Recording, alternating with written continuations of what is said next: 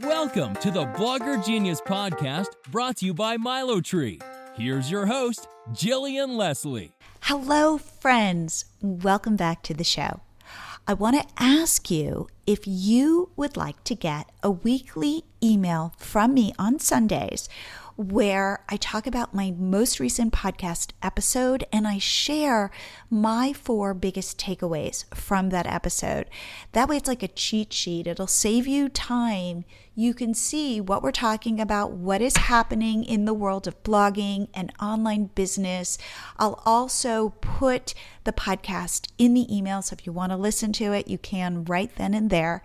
If this sounds interesting to you, please head to bloggergenius.com and sign up. It's really easy. Again, easy to remember, bloggergenius.com. And I would love you to be part of my community.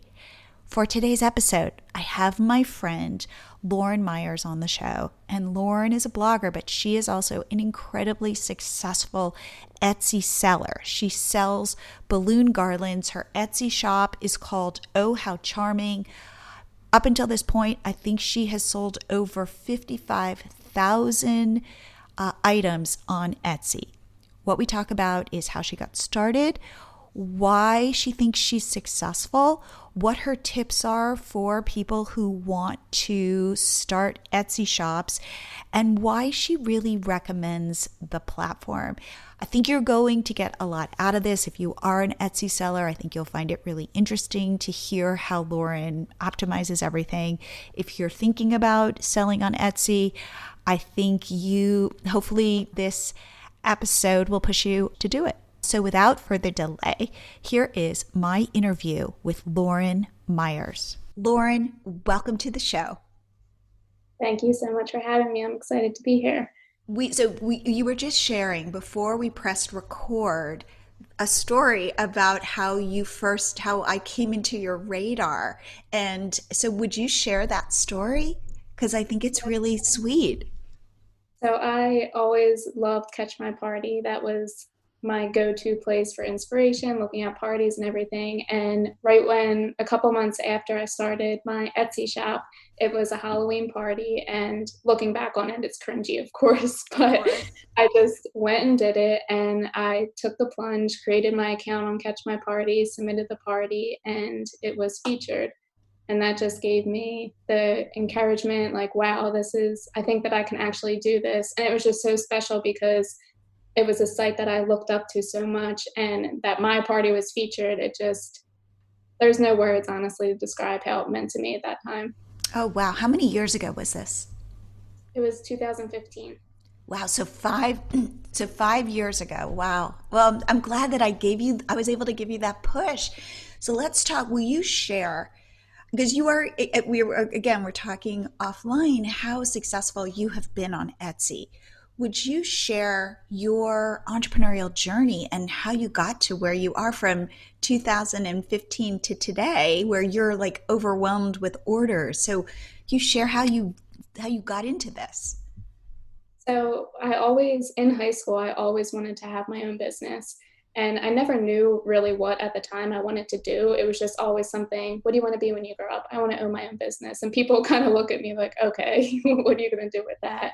So that was kind of always in the back of my head. And when Pinterest became popular, I guess it was maybe like 2013-ish, 14-ish, that's when it was like huge. And I discovered dessert tables.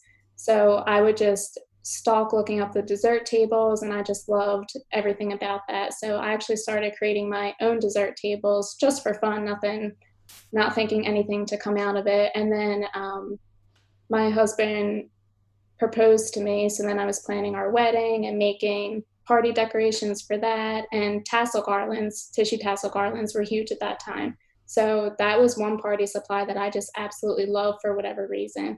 So I even made them for the back of our wedding chairs and had a Mr. and Mrs. room. So it was still just kind of a hobby. I never thought that anything would come from it. And then my husband was in the military at the time, and we were stationed in Washington State, and I couldn't find a job in my field. And we honestly had nothing. We had no money, and at that point, it was just kind of like fight or flight. So I took it into my own hands and it just clicked. I'm like, party decorations, this is it. So I took the plunge and I started making every color combination of tassel garlands under the sun.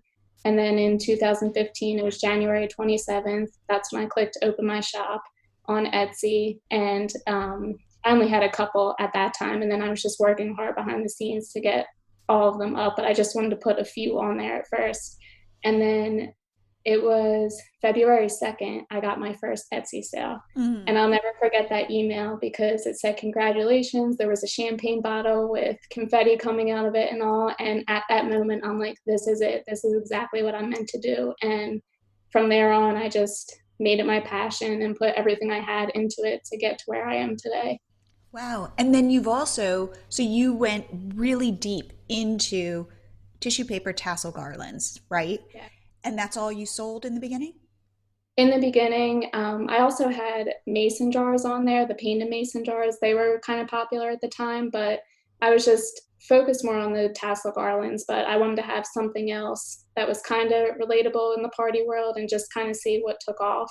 But it was the tassel garlands. And then I expanded that into like a glitter banner overlay over it so they could use it for a high chair banner with a one.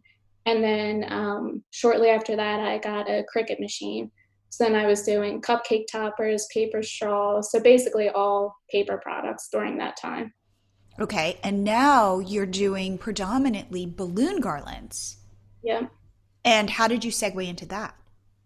That was, I listed my first balloons in, I think it was maybe 2016. And somebody messaged me, a customer actually, and asked if I had any balloons. And I went on Pinterest and I started seeing just regular balloon bouquets. So like 6 in a bundle next to the dessert table and everything. So I started out with only a few colors, the popular ones at the time, pink, gold, those. And I just created a few balloon bouquets. And then I had a few jumbo balloons too, like a flamingo, a rainbow, a unicorn. And all of a sudden the balloons started taking off. But I was still so focused on the tassel garlands because that's what I started with. And it was like, that's my baby. I can't get rid of these. And then all of a sudden, just over time, the balloons just started to take over and I received more requests for different color combinations. So that's just kind of how that unfolded. Okay, we just have to stop for 1 second. And I just asked you this. So since starting your store in 2015, how many Etsy sales have you generated since then? Over 54,000. That's insane. And we were talking about like yesterday, you've gotten how many, like right now during a pandemic where people cannot necessarily be celebrating in the way in which we're used to, like your business is exploding right now. Mm-hmm. Yeah, yesterday I had 48 sales and my average has been between 50 and 60 a day. Wow. And you are packing these up and doing all the work. And we talked about this, that one of the struggles you have is that it's a pandemic. So while you'd like to hire somebody, your office is in your house and you don't necessarily want somebody in your house every day. So you're having to do all of this. So once the pandemic is over, you can actually start to kind of hire people because you reached out to me and were like, oh my God, my business is exploding and I don't know what to do. Mm-hmm. It honestly was overnight. And this is the busiest I've been in 5 years, which again is crazy for the time that we're in now. But it's also nice too, because it's like I don't want to say hope, but that people are still celebrating and want to make things special and life's moments and everything. And even if it's not with a ton of people, even if it's just at home with mom, dad, brother, and sister, but they're still making it special with balloons and that I can be a part of it. It just makes me so happy. Now, this is an interesting question. Why do you think you've been so successful on Etsy? What do you know that other people might not know? I think from the beginning, when I first started, just looking at different Etsy shops and not even specifically in the party world, but just all across the board, one thing I noticed is that people who had real photos, they had the higher sales or a best-selling item. So that was always my goal from the beginning was I need to show people that I'm a real person. I'm physically making this product or putting it together myself. So I always took real photos. Every photo in my shop is mine. And then as it evolved, having a styled photo too, because people need visuals. So showing a balloon garland on a wall over a cake table and just giving people an idea of how they can style it, because there are a lot of people out there who aren't creative and they need to see that product in action before they want to make a purchase. So a lot of people put up stock photos, and you're saying no, the more real. Yeah, David, who David, my husband and partner, we talk about this all the time. There is a crisis of confidence on the internet because there are so many scammers and people who, you never know. You click something and you end up on some weird site, and you're like, is this what is this? And I think that when you can put yourself out there as a real person and go, hey, it's me. Like, this is me. I'm going to put together your order here. You can trust me. And if you have any issues, you can come back to me and talk about it with me.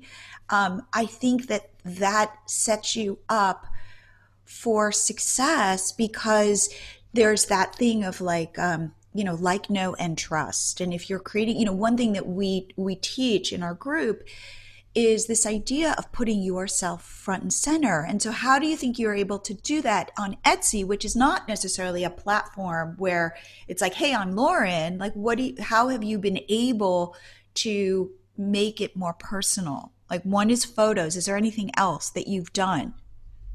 Whenever I answer conversations too, it's always, I'll use their name if they give it and just, hi, thank you for shopping. And I always use my name and refer to myself as I never say we, because it is just me. And I feel like over the years too, that's kind of one way that people have come to the realization that I am just one person and they can trust in me almost, just because even in my about me, I just have a photo of me. Hi, I'm Lauren. I live in Florida, have a cat, a dog, and just, still keep it fun but professional, if that makes sense. I think that even with Catch My Party in the beginning, I think we wanted to seem as if we were this like big company. And over time, we've stripped that away to be like, no, we're just Jillian and David. It's not, this is a mom and pop kind of thing. And recently I've been doing some podcast episodes talking about Instagram and trends on Instagram, for example. And it used to be everybody wanted this beautiful feed of these like unattainable photos with all these filters. And especially during the pandemic, the feedback that I keep hearing is no. People want to see people. They want to see authenticity. They want to see the warts. They want to see things are not so perfect. And I think there's this swing back to being more real. Actually, just the other day, I just shared on my Instagram story. So I have a closet out in the hallway with more balloons than anything, and my one shelf completely collapsed. So I was calling it a balloon avalanche because there was like thousands and thousands of balloon bags everywhere. So I actually took my phone and I recorded the whole entire mess on the ground, and then I took a progress picture of me organizing it. And then I brought my phone into my office and showed my office closet and just gave a recommendation for storage and everything like that. I had over 700 story views on that, and I've never had that many views ever. And I think it was because it was just so real. I'm showing a mess, and it's relatable to people. They don't want to see perfect all the time. No, and you do beautiful things. So even this woman who can style beautiful things has a mess in her house. And I think there's something relatable about that. Yeah. Did you know that 85 to 90% of your blog visitors never return to your site? You're just another anonymous blog to them. What if you could capture these visitors and keep them in your universe? Well, you can with MiloTree. MiloTree is a pop-up app you install on your WordPress blog or Shopify store, or really any other site you own. A visitor arrives on your site and a small window pops up asking them to follow you right then on Instagram, Pinterest, Facebook, or YouTube, join your email list, or even head to a custom link you set up. You get to customize MiloTree however you like. And this is how you get your one-time visitors to stay in your universe so they return again and again. read your content, buy your products, and you get to create a real relationship with them. The secret to building a business today on the internet is to get people to know, like, and trust you. And MiloTree helps you do just that. It works 24/7, growing your followers, email subscribers, and customers so you don't have to. Head to milotree.com and sign up for your 30-day free trial now. Then it's just $9 a month after that.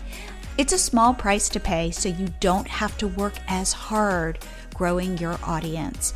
We are all working so hard. Leave this heavy lifting to MiloTree so you can focus on the other important areas of your business. Head to milotree.com right now and sign up. What are you waiting for? We say to people, go test stuff on Etsy. You have an idea or a product, like don't go open a Shopify store. Start on Etsy because Etsy already has an audience. So if I'm somebody who is experimenting with a product and I want to start an Etsy shop, what would be the advice you would give me? Because let's say I don't have a ton of time or a ton of money.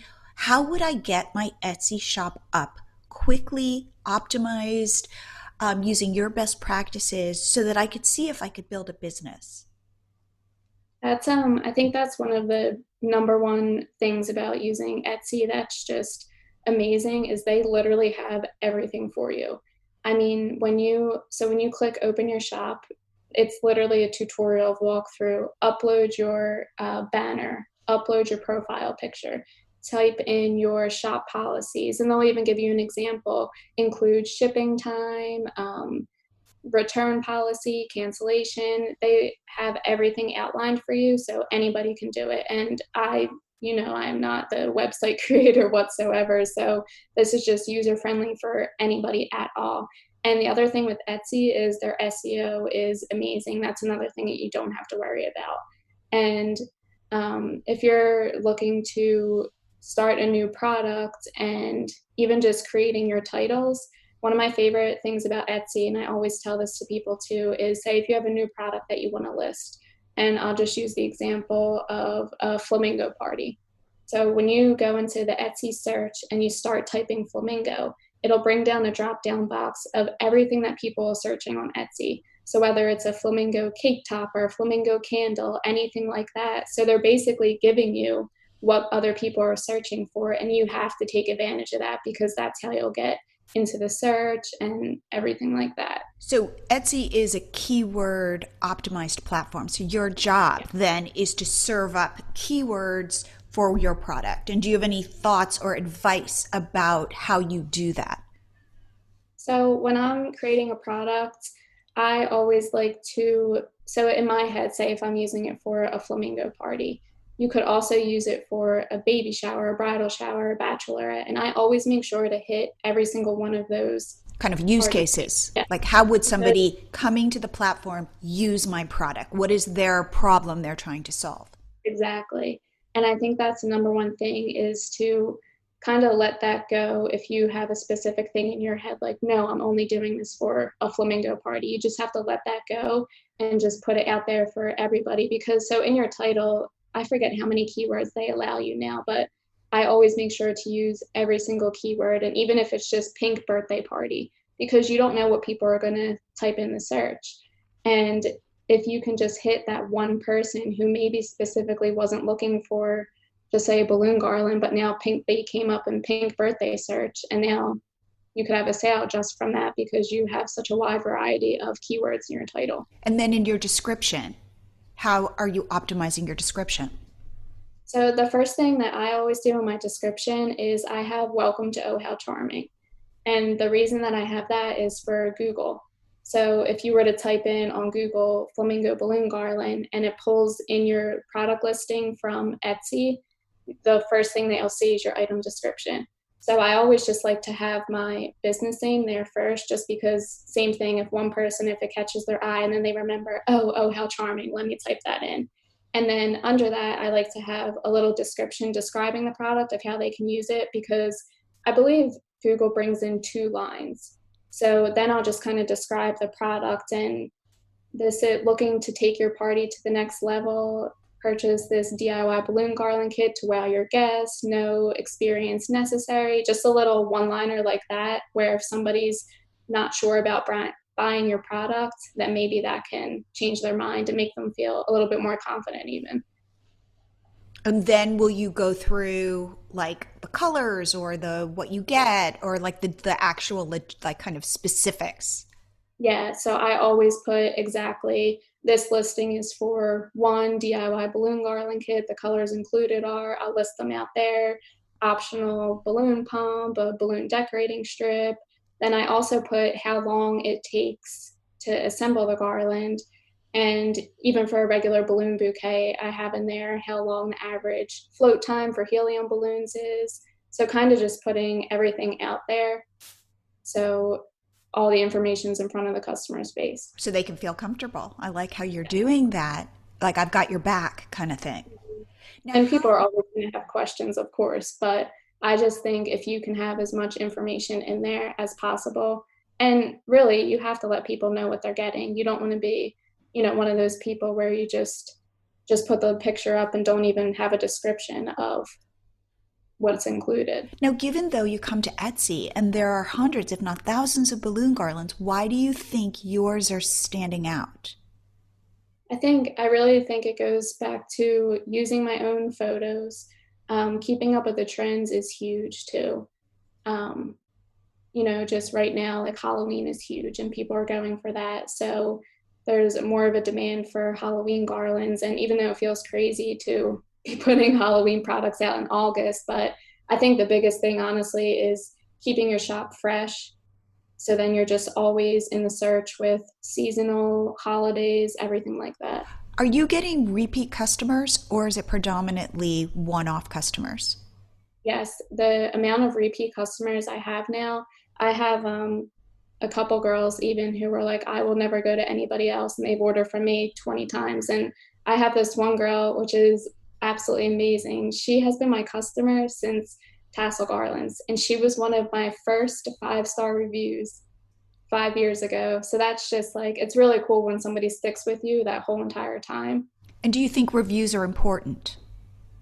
I do think reviews are important. Of course, you want people to brag about your product in a sense too. But I mean, negative wise too, you're always going to get negative reviews. And you just have to remember that people are people.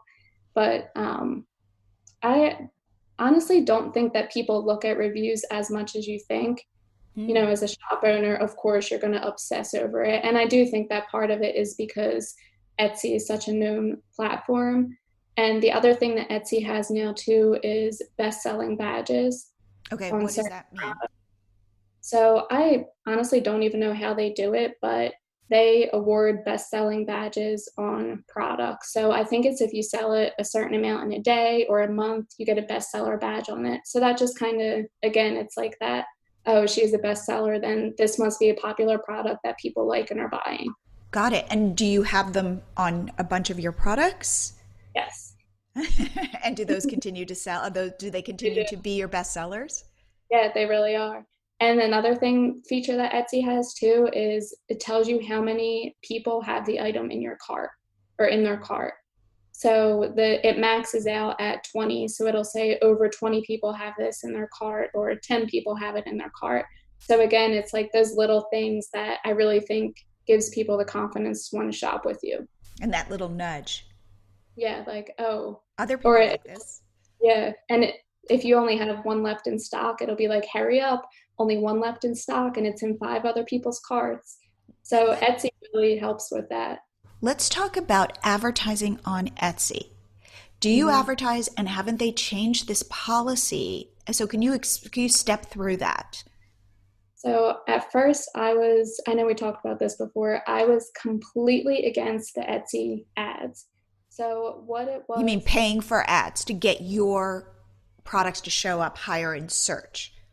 Well, this was a mandatory thing that you had to be involved in. And you had no choice whatsoever. So if you hit a certain amount of sales, then Etsy was going to take your products and market them to like Instagram, Facebook, everything like that. And you had no choice. You had to be involved in it. And And pay for it. they take a certain percentage of it. And when it first happened, my whole thing is I should be able to decide if I want to put ads on my products or not. And especially if they're going to be taking my best selling items and now they're taking another cut of it just because obviously they're going to use those products to advertise. But honestly, I do have to say now, this is the busiest I've been in 5 years. So I can see why they did it. Um, But now, how do you though have to think about pricing your product if you know that another percentage is going to be taken by Etsy? Have you upped your prices? so I have upped my prices on balloon garlands. Well, the other thing too is that you have to offer free shipping on products $35 and more or and above. So I really don't have a ton of higher priced items. Like one of my balloon bouquets is for 6 balloons is $4.50. So with that, my profit margin is high enough that if there was an ad on it, it wouldn't affect it at all because I have my margins good for that. But for the balloon garlands where some of them are over $35, then I'll just add in the shipping costs into there. Into the price. Yes. Now, So they'll still get free shipping, but that's already calculated in the price. are your balloon, when you compare your price, like are you looking at other sellers on Etsy and going, am I more expensive? How does it work in terms of price? Are people very price sensitive? Are they quality sensitive? What do you find? Like, are you more expensive than other people selling balloon garlands? I'm definitely I think my pricing is definitely across the middle. There's the hard thing now, and I do think that some sellers can realize, or some buyers realize that. So now you have all of these shops who are coming on and they're using Pinterest photos and their pricing is like $10 for a 10-foot balloon garland, which is just unheard of. And those shops don't have positive reviews either. So they're just I always say they kill the market. They're trying to kill the market and bring all the pricing down. But your main Etsy sellers who have been there from the beginning, we're all in the same price range. So, and all of us come up high on the search. So if a customer did see that and it was $1 or more, less or more than somebody else, I don't think that it would make a difference. Now let's talk about your strategy. Do you think Etsy sellers need a blog? I always think that you should have something else just that's your own. I also think a blog is really good too, so you can share more photos. So if you do a styled party for me, then I can put all other photos on there. I can give tips on how they can style it. And I do even send some of my blog posts to customers if they ask me, hey, how did you put this greenery in here? And then I'll send them a link to my blog post. Here, I have everything listed out here for how you can add greenery into your garland or whatever it is. So it personalizes you. And Yeah. so just for anybody who is listening, if you have an Etsy shop and you want a blog, we can set it up like we did optimize your blog. So with our blog start program, here's my plug, go to milotree.com/blog start and we will set up your WordPress blog. So you think your blog has been beneficial for you? Absolutely. And we feel like you don't necessarily want to put all your eggs in one basket because Etsy could not that they would, but that they could shut your shop down. And that's always been in the back of my head too. Again, not in a negative way, but just I think that you should have your name out there in multiple ways if you can. So let's talk about, first of all, how do you test products on Etsy? Like when do you know so going back to that example of I want to start my Etsy shop, I want to test if there's an audience for these products. How do you start to know if what you're putting out there is viable? I actually tested maybe a few months ago a DIY balloon wall kit. So I saw them. So basically this whole wall behind me would be covered in balloons. So I created basically taking my DIY balloon garland kits already. So taking a few of them, using fishing line to pull it together. And when I first did that, I saw the balloon walls popping up on Pinterest and Instagram. So I was like, oh, wow, there must be a demand for it. Well, obviously, it's huge. So the price point is going to be a lot higher, even though it's a DIY kit, just for how many balloons that you're getting in there. And I think I had it listed on my Etsy for maybe like 3 months, and not one person bought it. And I did get a conversation on it, but the other thing is I think it was just so intimidating for people. If they see a 4 foot balloon garland, it's like, okay, what do I have to lose with that? But creating a full wall, that's just people I just don't think are ready for that. Do you realize that people were too intimidated by the balloon wall and that that wasn't going to fly? And how often then are you testing new products and new ideas? I really just, honestly, the balloon garlands, they have been since, I can't remember if it was 2017 or 2018 when I put my first one out. But I mean, I don't think that they're going out anytime soon. They just keep getting bigger and bigger and bigger. But I am a huge believer in following Pinterest, Instagram, even what you see in Target, well, before everything happened, but just keeping up with the trends and seeing what's out there. And I think that that's how it helps to keep everything fresh. Let's talk about Pinterest and Instagram for you. How do they help your business? How do you use them? So Pinterest for Etsy sellers is amazing because every time that you list a new product on your Etsy shop, they have the little pay save button.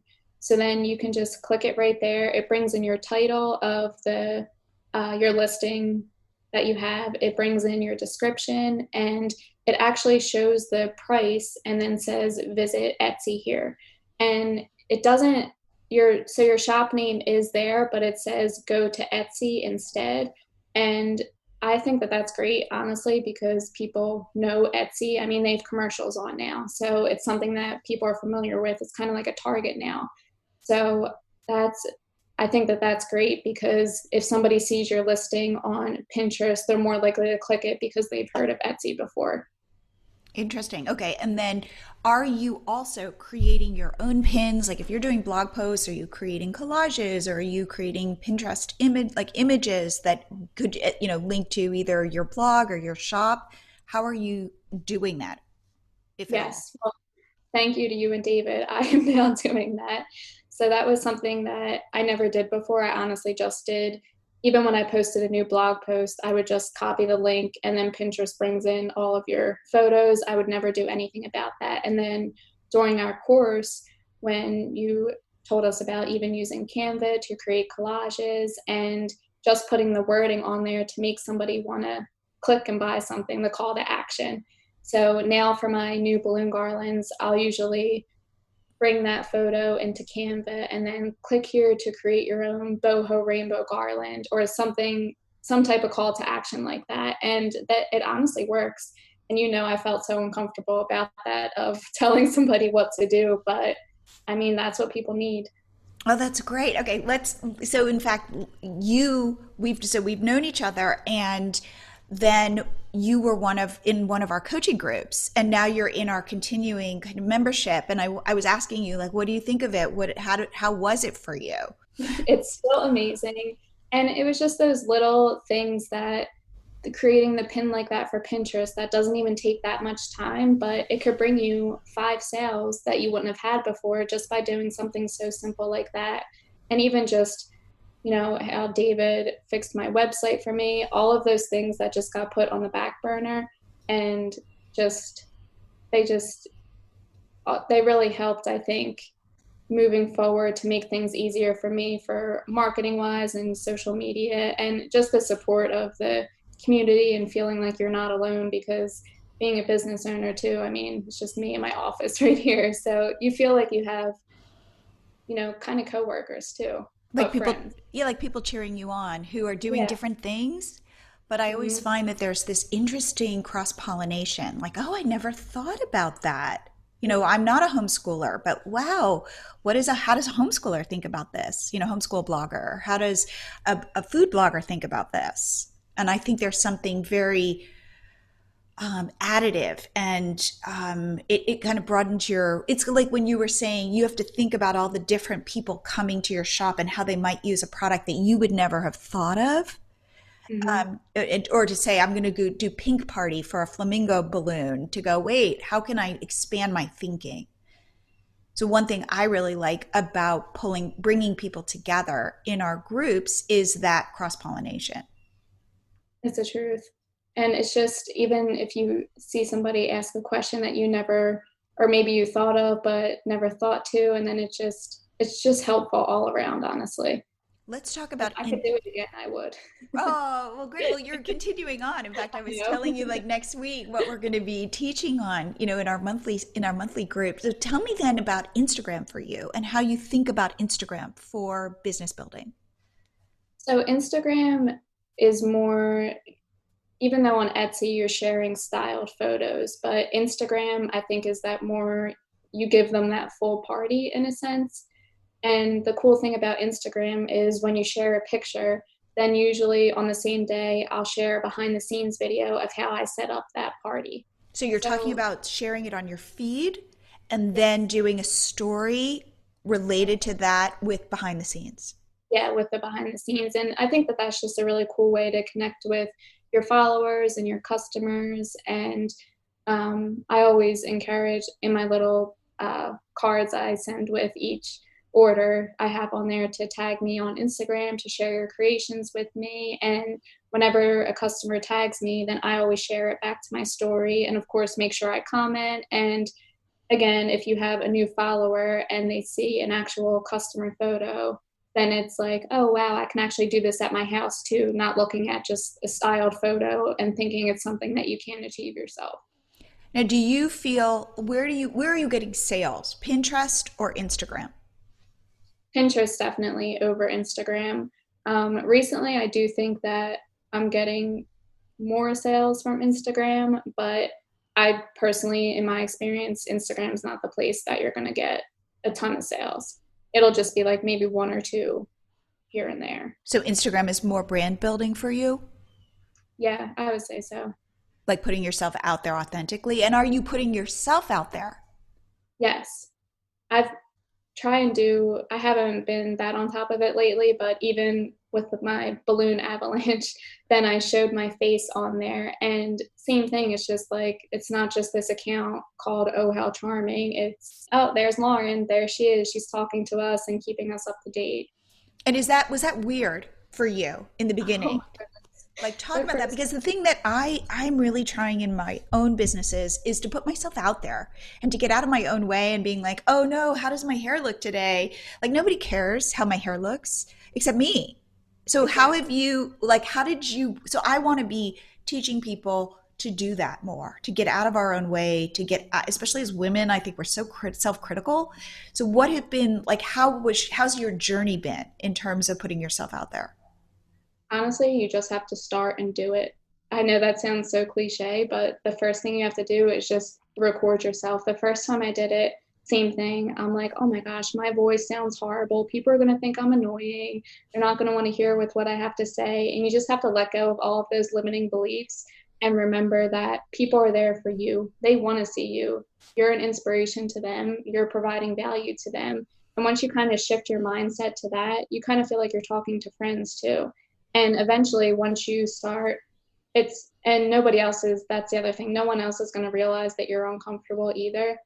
And once you kind of put yourself out there multiple times, then people start to interact with you and they'll just kind of, like I said, become your friend. And once you share a story, just talking about something, and once you have that one person respond to you too and just say, wow, thank you so much for that, or I never would have thought of that, that's just an absolute confidence boost too. So then it makes you want to create more because it feels like people are listening. And I think of it now as a competitive advantage. Most people do not want to put themselves on camera. Most people are terrified, like me, like you. But for the people who do it, the small percentage of people who actually do it, I think it's such a benefit. So you have to go, oh, I'm glad most people are terrified of this, and I'm willing to face my fear and do it because I'll be that small minority of people who are taking that risk. Mhm. who are willing to get out of my own way and go, I'm not going to think about my hair, or I'm not going to think about my voice, or I'm not going to think about what I'm just going to go do it. Yeah. So you And can there's, think, it's like it could be like a little advantage if you're willing. I think so too. And I just think it goes back to the same thing from the beginning that people, they really, as much as people are about themselves, they do care about what you have to say too.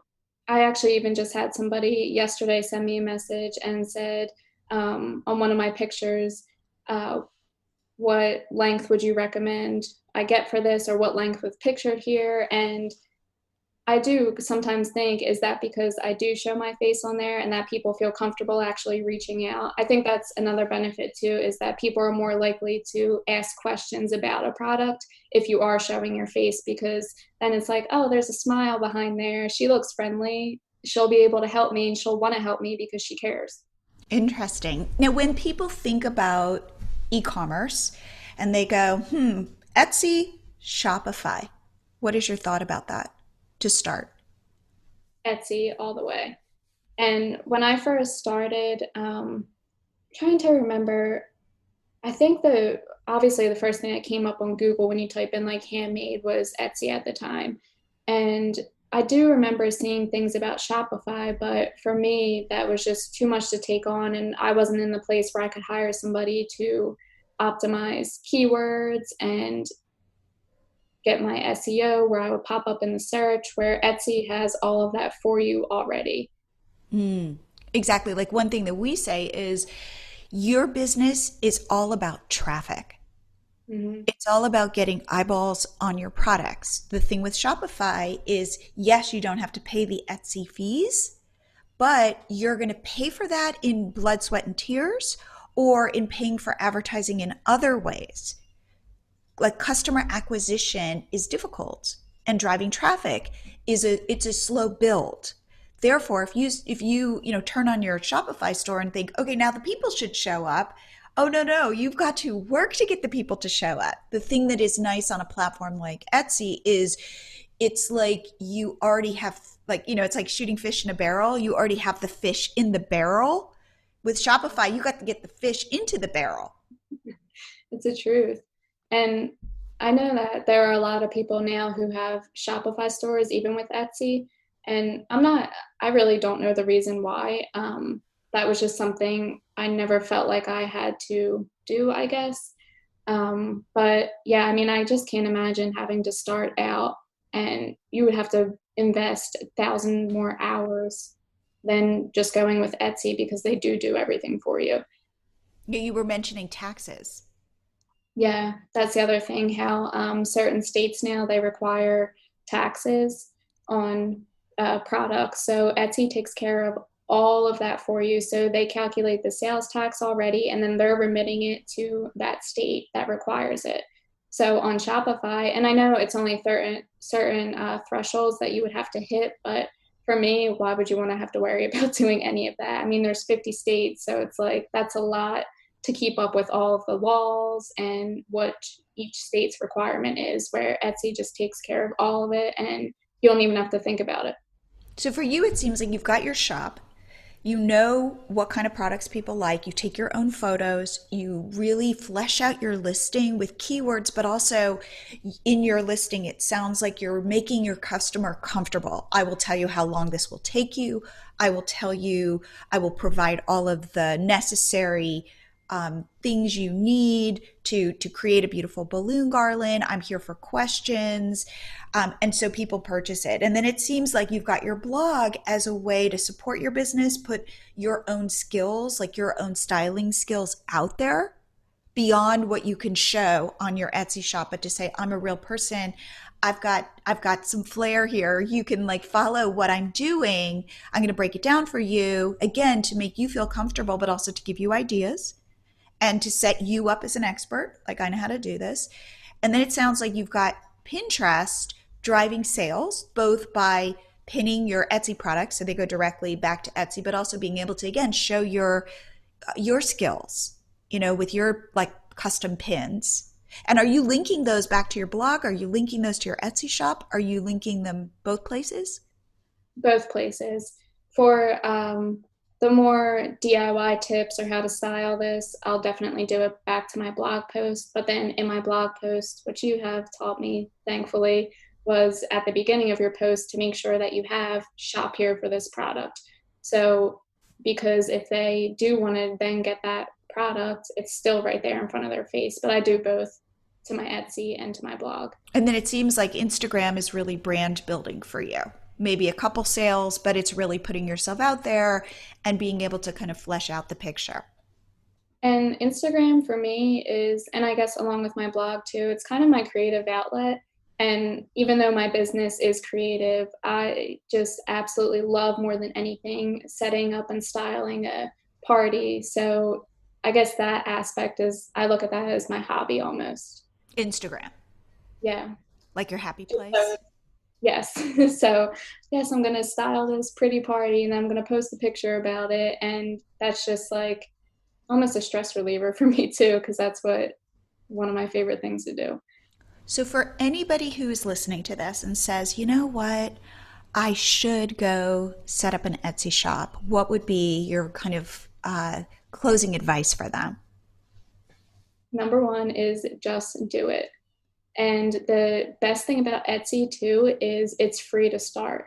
The only thing you have to do is pay for your listings. And I want to say that they even have a promotion now, or if you use somebody's link, that you can get 10 to 20 free listings. So even just say if you have however many products, 20 cents for your investment is, you really can't find that anywhere. And you basically have your own website then set up. So even if you're on the fence about it, just to try it out, it's so worth it for how cheap it is. But here's the thing. If I, let's say, start this, can I get my listings to show up?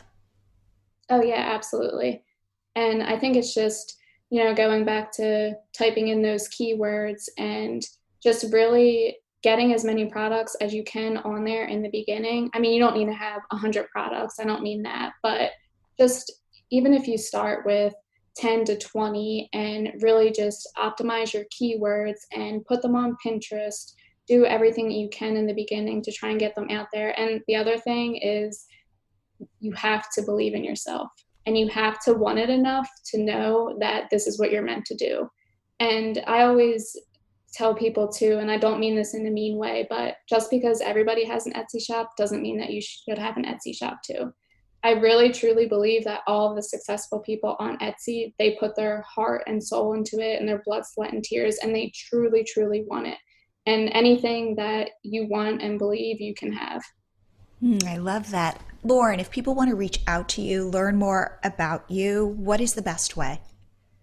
On Instagram, I'm at Ohh How Charming. Same with Pinterest. My Etsy shop is Ohh How Charming with 3 H's. And then Instagram and everything else is 2 H's. Okay, got it. Well, great. Well, thank you, truly. Thank you so much for coming on the show. Thank you so much for having me. This is so fun. As you know, I am all about testing ideas. I'm also all about finding products to sell.